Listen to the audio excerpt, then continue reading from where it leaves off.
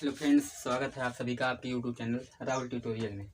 तो चलिए दोस्तों, भारतीय संविधान के हम मौलिक अधिकार का अध्ययन कर रहे थे। ठीक है दोस्तों, तो पिछली वीडियो में मौलिक अधिकार के मैंने आपको 4 मौलिक अधिकार बता दिए थे, जिसमें क्या क्या आता था। समानता का अधिकार, स्वतंत्रता का अधिकार, ठीक है, शोषण के विरुद्ध अधिकार, धर्म एवं धर्म की स्वतंत्रता दोस्तों, ठीक है।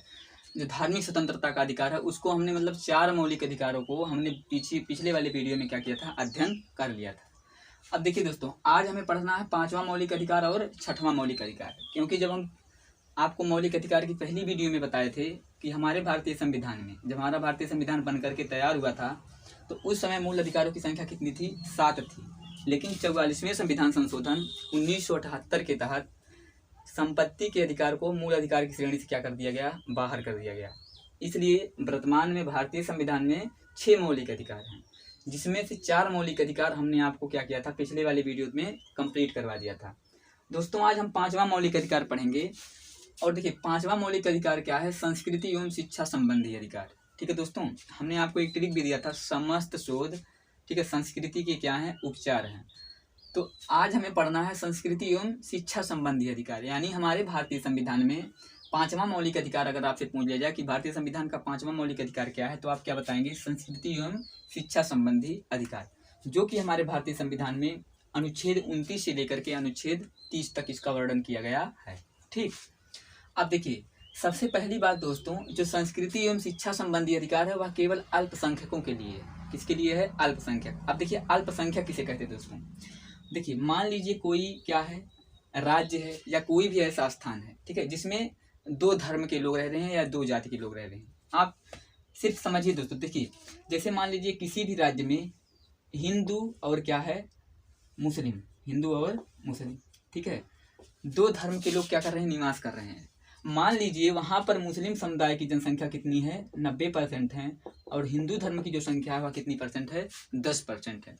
अर्थात दोस्तों देखिए, यहाँ पर हिंदू की संख्या क्या है? काफी कम है, जबकि मुस्लिम समुदाय की संख्या क्या है? काफी अधिक है।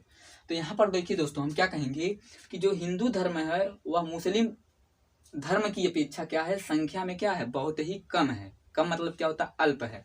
तो यानी संख्या में कम होने की स्थिति ही क्या कहलाती है? अल्पसंख्यक कहलाती है। अल्प मतलब कम, संख्या मतलब, संख्यक मतलब क्या होता है? संख्या में।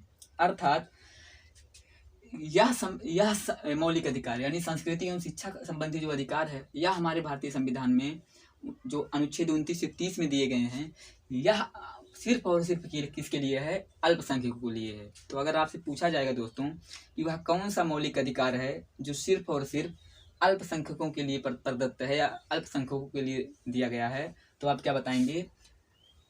कौन सा संबंधी अधिकार? शिक्षा एवं शिक्षा संबंधी, संस्कृति एवं शिक्षा संबंधी जो अधिकार है दोस्तों, यह केवल और केवल अल्पसंख्यकों के लिए दिया गया है। अब चलिए उसके अंदर देखिए दोस्तों, संस्कृति एवं शिक्षा संबंधी क्या अधिकार है उसको हम पढ़ते हैं, क्योंकि इसका वर्णन अनुच्छेद 29 और 30 में है। तो हम अनुच्छेद 29 और अनुच्छेद 30 को विस्तृत रूप से देख लेते हैं, ताकि यहाँ से आने वाले प्रश्न कभी भी गलत ना हो। तो पहला क्या? अल्पसंख्यकों के हितों का संरक्षण। हित का मतलब क्या होता है दोस्तों? देखिए, मान लीजिए कोई भी धर्म या कोई भी जाति संख्या में अत्यंत कम है, तो उससे भेदभाव की स्थिति उत्पन्न हो सकती है दोस्तों, ठीक है। यानी किसी भी, देखिए, मंदिर में कभी कभी जो अल्पसंख्यक होते हैं उन्हें मंदिर में या मस्जिद में जाने से क्या कर दिया जाता है? रोक दिया जाता है। तो ऐसा ना हो, यानी उनके हितों का क्या हो, उनके हितों का कोई भी क्या हो, दुरुपयोग ना हो, या उनके हितों के साथ कोई खेल ना खेले। इसलिए भारतीय संविधान में अनुच्छेद 29 में उनके हितों का क्या किया गया है? संरक्षण किया गया। अर्थात कोई भी व्यक्ति जाति, धर्म, ठीक है, छुआछूत या जो भी रीति रिवाज के आधार पर किसी भी अल्पसंख्यकों को क्या करेगा? उसके अधिकार के तहत क्या कर सकता है? रोक नहीं सकता है। अर्थात यदि कोई भी अल्पसंख्यक समुदाय का व्यक्ति है, उसे उसकी शिक्षा के आधार पर, उसे उसकी जाति के आधार पर, या उसे उसकी नीति के आधार पर क्या किया जा सकता है? उनके साथ कोई भी भेदभाव नहीं किया जा सकता है। यह निहित है हमारे किसमें? भारतीय संविधान के अनुच्छेद 29 में। ठीक है दोस्तों, अब देखिए, जो समय पहला था, जो पहले समय था दोस्तों, यानी जब अंग्रेज राज्य कर रहे थे, या प्राचीन इतिहास को हम देख लेते हैं, तो वहाँ पर क्या था? या था कि वहाँ पर जो अछूत लोग होते थे, यानी जो निम्न संप्रदाय के लोग होते थे, उनको शिक्षा में क्या किया जाता था? शिक्षा लेने नहीं दिया जाता था, यानी उन्हें विद्यालय में प्रवेश ही नहीं दिया जाता था। तो ऐसे अल्पसंख्यक क्या कर सकते हैं, अपने शिक्षा संबंधी क्या कर सकते हैं, प्रावधान कर सकते हैं, अर्थात अपने लिए स्कूल खोल सकते हैं या ऐसे निकाय की स्थापना कर सकते हैं जिससे वे क्या हो सकें, समाज की मुख्य धारा से क्या हो सकें, जुड़ सकें। तो शिक्षा संबंधी अधिकार दोस्तों आपको समझ में आया, यानी उनके साथ कोई भेदभाव ना हो, यानी शिक्षा में या मार्गदर्शन में या ज्ञान की प्राप्ति में कोई भी भेदभाव ना हो, इसलिए अनुच्छेद 30 में उनके शिक्षा संबंधी प्रावधान भी करने का क्या देता है, अधिकार देता है। तो आशा करता हूँ दोनों पॉइंट आपको समझ में आया होगा दोस्तों। संस्कृति एवं शिक्षा संबंधी अधिकार में 2 बिंदु हैं, अनुच्छेद 29 और अनुच्छेद 30। सबसे पहले यह केवल और केवल किसके लिए है, अल्पसंख्यकों के लिए है। तो अनुच्छेद 29 में क्या कहा गया है कि कोई भी व्यक्ति या कोई भी जो भी अधिकारी होंगे वह किसी भी व्यक्ति के धर्म के आधार पर, रीत के आधार पर, रिवाज के आधार पर या जाति के आधार पर उनके हितों से क्या होगा, कोई भी व्यक्ति खिलवाड़ नहीं कर सकता है। ठीक है। अब अनुच्छेद 30 में क्या दिया गया दोस्तों, शिक्षा संबंधी अधिकार। शिक्षा संबंधी अधिकार यानी प्रावधान क्या दोस्तों, देखिए उनको किसी स्कूल में, किसी विद्यालय में या किसी ऐसे निकाय में जाने से रोका ना जाए जिससे उन्हें शिक्षा ना प्राप्त हो सके, ज्ञान ना प्राप्त हो सके, या ऐसी विषय वस्तु हो जो उन्हें ना प्राप्त हो सके। इसके लिए यह प्रावधान हेतु भारतीय संविधान के अनुच्छेद 30 में उन अल्पसंख्यकों के लिए शिक्षा संबंधी भी प्रावधान किए गए हैं। ठीक है। अगला आता है दोस्तों, अगला मूल अधिकार है संवैधानिक उपचारों का अधिकार। याद करिए दोस्तों, जब हम मूल अधिकार प्रारंभ किए थे तभी आपको बताए थे, डॉक्टर भीमराव अंबेडकर ने ही संवैधानिक उपचारों के अधिकार को ही क्या कहा था, संविधान की आत्मा कहा था। ठीक है दोस्तों, देखिए क्या है संवैधानिक उपचारों का अधिकार। इसका अनुच्छेद, यह किस अनुच्छेद में है, अनुच्छेद 32। अब कहेंगे कि आपने 30 पढ़ा दिया और 31 छोड़ करके 32 पे पहुंच गए हैं। तो देखिए दोस्तों, हमने आपको पढ़ाया था मूल संविधान में मौलिक अधिकारों की संख्या कितनी थी, 7 थी। ठीक, लेकिन जो संपत्ति का अधिकार था उसे वर्तमान में मूल अधिकारों की श्रेणी से क्या कर दिया गया है, बाहर कर दिया गया और उसे अनुच्छेद 301 के तहत कानूनी अधिकार बना दिया गया। ठीक है दोस्तों, देखिए उसी अनुच्छेद 31 में, यानी उसी जो 30 के बाद 31 आता है, उसी अनुच्छेद में कौन सा अधिकार था, संपत्ति का अधिकार था। मैं लिख दे रहा हूँ दोस्तों, क्या अधिकार था, संपत्ति का अधिकार। संपत्ति का अधिकार था जो जिसे अब क्या किया गया है, मौलिक अधिकार की श्रेणी से क्या कर दिया गया है, बाहर कर दिया गया है। ठीक है। अब देखिए अगला आता है 6वां बिंदु, संवैधानिक उपचारों का अधिकार, अनुच्छेद 32। यह सिर्फ और सिर्फ किस अनुच्छेद में है, 32 में। क्या है, देखिए संवैधानिक उपचारों का अधिकार क्या है, देखिए रेमेडियल। इसका उपचार का मतलब क्या होता है, रेमेडियल, अर्थात ऊपर जितने भी संपत्ति अधिकार। देखिए संवैधानिक उपचारों का अधिकार क्या कहता है कि जितने भी अधिकार ऊपर मौलिक अधिकार हमको दिए गए हैं, यदि उन अधिकारों की कोई अवहेलना करता है या उन अधिकारों को कोई आपसे क्या कर सकता है, छीनता है, तो मैं क्या करूँगा, मैं उनके खिलाफ क्या करूँगा, कार्रवाई करूँगा, या मेरे चलते ही सुप्रीम कोर्ट क्या कर सकती है, उन मूल अधिकारों के संरक्षण हेतु रीट जारी कर सकती है। ठीक, तो देखिए हमारे जितने भी मूल अधिकार हैं वह मूल अधिकार इसलिए हैं क्योंकि उनकी रक्षा करने के लिए एक मूल अधिकार बना दिया गया है, संवैधानिक उपचारों का अधिकार। मैंने आपसे फिर कहा दोस्तों कि देखिए जो संवैधानिक उपचारों का अधिकार है वह सभी मूल अधिकारों का क्या है, संरक्षक है। यानी ऊपर जितने भी मौलिक अधिकार हमने आपको पढ़ाए हैं, यदि उन मूल अधिकारों को या उन मौलिक अधिकारों को कोई भी व्यक्ति या कोई भी सरकारी कर्मचारी आपसे क्या करता है, छीनता है, तो संवैधानिक उपचारों के अधिकार के तहत ही आप सुप्रीम कोर्ट में क्या कर सकते हैं, अपील कर सकते हैं। ठीक है दोस्तों, आप क्या कर सकते हैं, अपील कर सकते हैं। ठीक, तो देखिए क्योंकि यह क्या है, सभी मूल अधिकारों का संरक्षक है, इसलिए इसे मूल अधिकार को मूल अधिकार बनाने वाला अधिकार भी कहते हैं। आपको समझ में आया, सारे मूल अधिकार रहें, इसलिए ही यह मूल अधिकार बनाया गया। कौन, संवैधानिक उपचारों का अधिकार। यानी सभी मूल अधिकार जो हैं वह एक अपने मूल अधिकार के रूप में रहें, उनकी रक्षा के लिए ही यह अधिकार बनाया गया है। कौन, संवैधानिक उपचारों का अधिकार। इसलिए इसे मूल अधिकार को मूल अधिकार बनाने वाला अधिकार भी कहते हैं, और यह पेपर में आपके पूछा जा चुका है। देखिए इसे संविधान की हृदय या आत्मा कहते हैं। देखिए पॉइंट करके लिखिएगा, BR अम्बेडकर, BR अम्बेडकर। ठीक है, अम्बेडकर। ठीक है, अगर आपके क्वेश्चन में यह कहा जाए कि भीमराव अंबेडकर, डॉक्टर भीमराव अंबेडकर के अनुसार भारतीय संविधान की आत्मा क्या है, तब आप देंगे कौन, संवैधानिक उपचारों का अधिकार। या आप देंगे, इस तरीके से पूछ लिया जाएगा कि कौन सा अनुच्छेद ऐसा है जिसे भीमराव अंबेडकर ने संविधान की क्या बताया है, आत्मा बताया है, तो आप क्या बताएंगे, अनुच्छेद 32, ठीक है। यानी अगर किसी व्यक्ति की कोटेशन के साथ अर्थात भीमराव अंबेडकर साहब की कोटेशन के साथ यह पूछा जाए कि भारतीय संविधान की आत्मा क्या है, तो आप क्या बताएंगे? संवैधानिक उपचारों का अधिकार बताएंगे। लेकिन अगर सिर्फ आपसे पूछ लिया जाए कि भारतीय संविधान की आत्मा क्या है या भारतीय संविधान की कुंजी क्या है, भारतीय संविधान का हृदय क्या है, तो आप क्या बताएंगे? भारतीय संविधान की प्रस्तावना, ठीक है दोस्तों। यह मैं आपको पिछले वीडियो में ही कंफर्म कर चुका हूँ। तो इसे देखिए, हृदय की भारतीय संविधान का क्या कहते हैं? हृदय कहते हैं, या भारतीय संविधान की क्या कहते हैं? आत्मा कहते हैं। किसके अनुसार? भीमराव अंबेडकर के अनुसार। देखिए, इसे भारतीय संविधान का संरक्षक भी कहते हैं, ठीक है। देखिए, हमने आपको बताया सारे मूल अधिकार रहे, इसीलिए यह मूल अधिकार बनाया गया है। अर्थात सभी मूल अधिकारों का संरक्षक किस मौलिक अधिकार को कहा जाता है? तो आप क्या बताएंगे? संवैधानिक उपचारों का अधिकार, ठीक है। क्योंकि यदि कोई भी व्यक्ति आपके मौलिक अधिकार को छीनता है तो संवैधानिक उपचारों के अधिकार के तहत ही सुप्रीम कोर्ट क्या कर सकती है? रीट जारी कर सकती है, या आप सुप्रीम कोर्ट में अपील कर सकते हैं। देखिए, गारंटर जो हमारा मौलिक अधिकार, 6वां मौलिक अधिकार है संवैधानिक उपचारों का अधिकार, यह गारंटी लेता है दोस्तों। गारंटी क्या लेता है? यह गारंटी लेता है कि जितने भी मूल अधिकार ऊपर दिए गए हैं, यदि उन मूल अधिकारों से कोई भी छेड़छाड़ करता है या कोई भी व्यक्ति छीनता है या आपको प्रताड़ित करता है, तो मैं उसके खिलाफ क्या लूँगा? एक्शन लूँगा। गारंटी कौन ले रहा है? संवैधानिक उपचारों का अधिकार। इसलिए इसे मूल अधिकारों का क्या कहते हैं? प्रतिभूत या गारंटर भी कहते हैं, यानी गारंटी लेने वाला कहते हैं। ऐसा इसलिए दोस्तों क्योंकि क्या करता है? गारंटी लेता है। किसकी गारंटी लेता है? यह गारंटी लेता है कि कोई भी व्यक्ति आपके क्या करे? मूल अधिकार को ना छीन सके, ठीक है, या छीन ना सके, ठीक है दोस्तों। अब देखिए, मान लीजिए यदि कोई व्यक्ति आपके मूल अधिकारों की क्या कर रहा है? अवहेलना कर रहा है, या कोई भी व्यक्ति ऐसा है जो मूल अधिकारों को क्या कर रहा है? छीन रहा है आपसे, तो उसके लिए आप क्या कर सकते हैं? सुप्रीम कोर्ट में अपील कर सकते हैं, यानी आप सुप्रीम कोर्ट की शरण ले सकते हैं। तब सुप्रीम कोर्ट उस व्यक्ति के खिलाफ जो आपसे मूल अधिकार छीन रहा है उसके ऊपर क्या करता है? रीट जारी करता है। क्या करता है? रीट जारी करता है, और वह 5 प्रकार की रीट बना सकता है, यानी वह 5 प्रकार की रीट दे सकता है।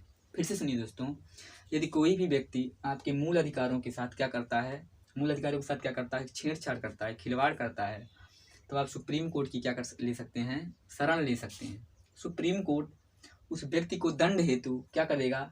5 प्रकार की रीट जारी करेगा। रीट से संबंधित मतलब क्या दोस्तों? कि वह 5 प्रकार के नियम बनाएगा जिसके तहत आप किसी भी व्यक्ति का मूल अधिकार छीन नहीं सकते हैं। तो आज हम उन्हीं 5 रीट के बारे में सुनेंगे, ठीक है। तो भारतीय संविधान में संवैधानिक उपचारों के अधिकार के तहत भारतीय संविधान जो हमारा सुप्रीम कोर्ट है वह कितने प्रकार की रीट जारी कर सकता है? तो आप क्या बताएंगे? 5 प्रकार की रीट जारी कर सकता है। पहला क्या है? बंदी प्रत्यक्षीकरण। यह मैं आपको पहले भी बताया था, ठीक है। किसमें बताया था? शोषण के विरुद्ध अधिकार में, ठीक। तो बंदी प्रत्यक्षीकरण का मतलब क्या है दोस्तों? देखिए, इसे हैबियस कॉर्पस कहते हैं। हैबियस कॉर्पस इंग्लिश में कहते हैं। इसका मतलब क्या होता है? To have with body. देखिए क्या कहलाता है दोस्तों? बंदी प्रत्यक्षीकरण मतलब क्या होता है दोस्तों? मान लीजिए किसी भी व्यक्ति को क्या कर लिया गया? गिरफ्तार कर लिया गया। किसी भी व्यक्ति को क्या कर लिया गया है? गिरफ्तार कर लिया गया है, और पुलिस उसे बंद करके पीट रही है। तो देखिए, और उसे पुलिस छोड़ नहीं रही है, तो देखिए, बंदी प्रत्यक्षीकरण से तात्पर्य क्या है दोस्तों? कि जिस भी व्यक्ति को क्या किया गया है? गिरफ्तार किया गया है, उसे 24 घंटे के अंदर क्या कर सकती है? 24 घंटे के अंदर पुलिस उसे किसी मजिस्ट्रेट या किसी कोर्ट में क्या करे? प्रस्तुत करे। लेकिन अब कोई आपके घर का ही व्यक्ति जिसे पुलिस ने पकड़ लिया है और उस 24 घंटे से ज़्यादा हो गया है और उसे बंद करके उसकी पिटाई कर रही पुलिस, तो आप क्या कर सकते हैं? सुप्रीम कोर्ट की क्या ले सकते हैं? शरण ले सकते हैं, क्योंकि आपको सुप्रीम कोर्ट से क्या प्राप्त है? संरक्षण प्राप्त है। तो देखिए, और आप उसे बताएंगे कि फले थाने का व्यक्ति क्या किया है? हमारे सगे संबंधी को क्या किया? पकड़ लिया है, और 24 घंटे से ज़्यादा हो गए, अभी तक उसने किसी भी मजिस्ट्रेट में उसे उपस्थित नहीं किया। तो क्या करेगा? सुप्रीम कोर्ट क्या करेगा? हैबियस कॉर्पस लाएगा। हैबियस कॉर्पस मतलब क्या लाएगा? बंदी प्रत्यक्षीकरण, यानी उस थाने में के खिलाफ हैबियस कॉर्पस लाएगा और कहेगा कि आप उसे 24 घंटे के अंदर क्यों नहीं किसी मजिस्ट्रेट के सामने प्रस्तुत किए। आप उसे 24 घंटे के अंदर किसी मजिस्ट्रेट या किसी कोर्ट के सामने क्या करिए? उपस्थित करिए, ठीक है दोस्तों। और किसके साथ, देखिए कभी कभी क्या होता है, मान लीजिए पुलिस ने उसे इतना मार दिया व्यक्ति को कि, और मारने के बाद उसकी पोल ना खुले इसलिए वह वकील को भेज देता है। तो ऐसा नहीं दोस्तों, हैबियस कार्पस का मतलब क्या होता है, to have the body, to have with body, to have with body, यानी उस व्यक्ति को उसके शरीर के साथ किसी मजिस्ट्रेट या किसी कोर्ट के सामने 24 घंटे के अंदर क्या किया जाए, उपस्थित किया जाए। ठीक है दोस्तों, तो बंदी प्रत्यक्षीकरण से तात्पर्य क्या समझ में आपको आया। अगला क्या है, परमादेश। क्या है, परमादेश, इसे कहते हैं देखो दोस्तों मैंडमस। क्या कहते हैं, मैंडमस। देखिए परमादेश क्या होता है, देखिए मान लीजिए आप किसी क्या है स्कूल में पढ़ रहे हैं, किसी स्कूल में शिक्षा ग्रहण कर रहे हैं, लेकिन वहाँ के जो टीचर हैं वह आपको क्या रहे हैं, अच्छे से पढ़ा नहीं रहे हैं, अच्छे से पढ़ाई नहीं कर रहे हैं, आते हैं बेल नहीं लेते हैं। ठीक है, तो आप क्या लाएंगे उनके खिलाफ। देखिए शिक्षा संबंधी अधिकार आपका है, शिक्षा जो संबंधी अधिकार है वो आपका एक मौलिक अधिकार है। ठीक, तो आप उसके खिलाफ क्या लाएंगे, आप सुप्रीम कोर्ट में जाएंगे और उसे बताएंगे कि हम इस गवर्नमेंट कॉलेज में पढ़ रहे हैं और वहाँ के जो अधिकारी हैं या वहाँ के जो टीचर हैं हमको ठीक तरीके से शिक्षा नहीं दे रहे हैं, बेल खाली रहता है, प्रतिदिन छुट्टी किए रहते हैं। तो सुप्रीम कोर्ट क्या करेगा, उसके खिलाफ, उस स्कूल के खिलाफ, उस टीचर के खिलाफ क्या लाएगा, मैंडमस लाएगा। क्या लाएगा दोस्तों, मैंडमस लाएगा। समझ में आया, मैंडमस से तात्पर्य समझ में आया क्या हुआ, यानी वह सुप्रीम कोर्ट उस व्यक्ति के, देखिए पहले वही मैंडमस कहेगा, आपने किसी कर्मचारी से कहेगा कि आप क्या करिए, उस स्कूल के प्रिंसिपल को पर क्या लाइए, मैंडमस, यानी उस स्कूल के जो प्रिंसिपल हैं उन्हें आप सूचित कर दीजिए कि जो फला नाम का टीचर है वह अपने कार्य को ठीक तरीके से नहीं कर रहा है। ठीक, तब आपसे, तब देखिए, तो इसे ही कहते हैं क्या दोस्तों, परमादेश। यानी यदि कोई सरकारी कर्मचारी आपके ऊपर या अपने कर्तव्यों का निर्वहन ठीक तरीके से नहीं कर रहा है तो यह आपका मौलिक अधिकार है और आप उसके खिलाफ सुप्रीम कोर्ट से क्या ला सकते हैं, परमादेश जारी करवा सकते हैं। अपवाद क्या है दोस्तों, देखिए कभी भी राष्ट्रपति और राज्यपाल, जो राष्ट्रपति होते हैं भारत देश के, देखिए पूरे भारत देश का मुखिया कौन होता है, राष्ट्रपति। ठीक, संवैधानिक रूप से, और स्टेट का मुखिया संवैधानिक रूप से कौन होता है, राज्यपाल। ठीक है, लिखित रूप से या संवैधानिक रूप से देश का मुखिया राष्ट्रपति होता है और देश का राज्य का जो मुखिया होता है वह कौन होता है, राज्यपाल होता है। कभी भी राष्ट्रपति और राज्यपाल के लिए मैंडमस या परमादेश नहीं लाया जा सकता है सुप्रीम कोर्ट से। ठीक है दोस्तों, यानी किसी भी सरकारी कर्मचारी के खिलाफ आप क्या कर सकते हैं, मैंडमस ला सकते हैं अगर वह अपने कर्तव्यों का निर्वहन ठीक तरीके से नहीं कर रहा है, लेकिन कभी भी राष्ट्रपति और राज्यपाल के खिलाफ या ऊपर आप मैंडमस नहीं ला सकते। अगला क्या है दोस्तों, अधिकार परीक्षा लेख। अधिकार परीक्षा लेख, अब देखिए क्या है, मान लीजिए आप कहीं बाइक से जा रहे हैं, ठीक है, बाइक से जा रहे हैं और कोई जो पुलिस वाला है उसने आपको क्या किया, रोक लिया, जबकि और आपकी गाड़ी पर क्या किया, चालान काट दिया। ठीक है, जबकि वह उस अधिकार का प्रयोग नहीं कर सकता था जिस अधिकार का प्रयोग वह कर रहा है। देखिए जो चालान काटने का दोस्तों होता है वह ASI या SI जो होते हैं, ठीक है, यानी जो पुलिस कर्मचारी होते हैं उसमें ASI या SI रैंक के अधिकारी ही क्या कर सकते हैं, आपकी गाड़ी का चालान काट सकते हैं। लेकिन पैसे की कमाई के लिए, घूसखोरी के लिए, ठीक है, वह पुलिसकर्मी आपके खिलाफ क्या कर दिया, चालान काट दिया। ठीक, लेकिन उसका अधिकार नहीं था, तो आप उससे पूछेंगे कि आपने चालान क्यों काट दिया, जबकि आपके अधिकार में यह है ही नहीं कि आप हमारे खिलाफ क्या करिए, चालान काटिए। लेकिन वह नहीं माना और अपनी वाली करके आपके खिलाफ क्या कर दिया, चालान काट ही दिया। तो आप किसकी शरण लेंगे, सुप्रीम कोर्ट की शरण लेंगे। तब सुप्रीम कोर्ट के पास जाएंगे तो आप बताएंगे कि ऐसा व्यक्ति है जिन्होंने, जो संवैधानिक रूप से जांच का अधिकारी नहीं था, लेकिन उसने क्या किया है, उसने हमारे ऊपर चालान काटा है। तो सुप्रीम कोर्ट क्या करेगी, उसके खिलाफ क्या लाएगी, कोई वारंटो लाएगी। कोई वारंटो मतलब क्या, अधिकार परीक्षा लेख, कि आप यह बताइए कि आपका अधिकार क्या है, आपका अधिकार था, आप चालान काट सकते थे, या अगर आपने अधिकार चालान काटा तो आप अधिकार अपना बताइए कि किस अधिकार से आपने चालान काटा, जबकि यह आपके अधिकार क्षेत्र से क्या है, बाहर है। ठीक है दोस्तों, तो अधिकार परीक्षा लेख से तात्पर्य क्या है, कोई भी सरकारी कर्मचारी है या कोई भी गवर्नमेंट कर्मचारी है, यदि वह अपने अधिकार के खिलाफ कोई भी कार्य कर रहा है तो आप उसके खिलाफ अधिकार परीक्षा लेख सुप्रीम कोर्ट से क्या कर सकते हैं, ला सकते हैं।